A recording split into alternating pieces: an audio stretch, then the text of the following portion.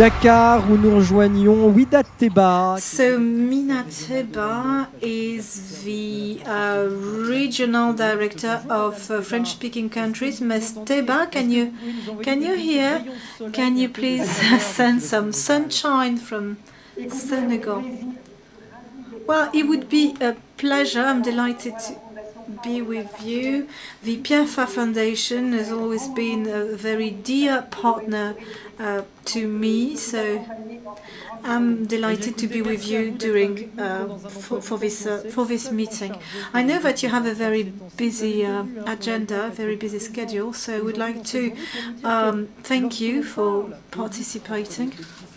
And so we're talking about how we can fight against the health crisis, and we need to talk also about training.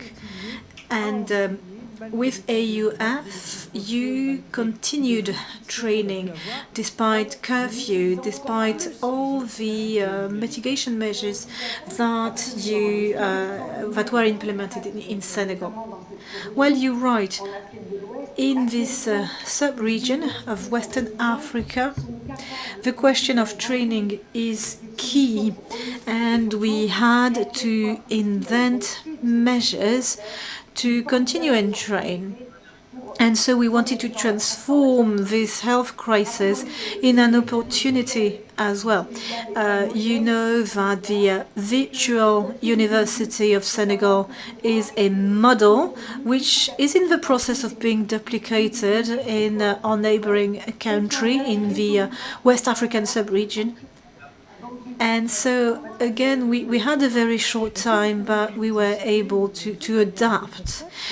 Can you give us concrete examples of measures that you implemented to further develop digital tools? Answer. Many things were developed. We strengthened the skill set and the expertise of our teams. We also supported, again, the member of our teams, but also our students. We helped and supported a number of campuses because we thought it was important to provide this continuum of training. As I said, we're quite at the cutting edge when it comes to this virtual training that we provide. And so we try to listen to the needs of our members or university members. So you said that AUF developed those digital tools when they were not that fashionable. So I suppose that the pandemics really sped up the dissemination of those tools. Will there be a situation before COVID crisis and after COVID crisis? Answer, yes, that's very clear. When you talk with deans and directors, this digital transformation, there was a turning point with the COVID crisis. We entered a new era, and I think that our African universities were bold and brave in the way that they adapted to this crisis. So we have very exceptional examples. There are virtual universities that are the forefront, but they also help other universities to jump on the bandwagon. So you said you talked about resilience, about being bold, about being resilient. Do you think this is a model that could be transferred in Europe, for example? Answer, yes, this is the message that I would like to convey. Of course, the infrastructures are not the same in our area, especially when it comes to network, broadband, etc.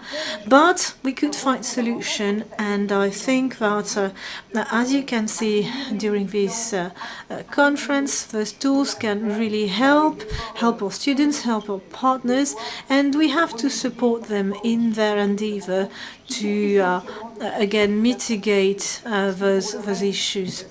mostly in our universities, what we're lacking are mostly infrastructures, because we do have the will and we do have the expertise as well.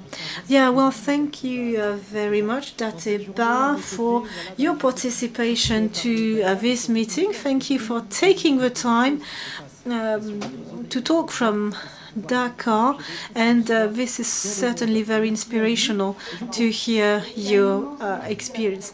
Well, again, a huge thank you to the Pierre Fabre Foundation.